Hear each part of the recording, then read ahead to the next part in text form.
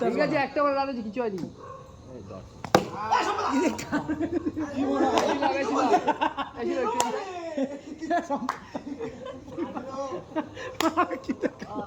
catch ছিল তখন নেবার করে এটা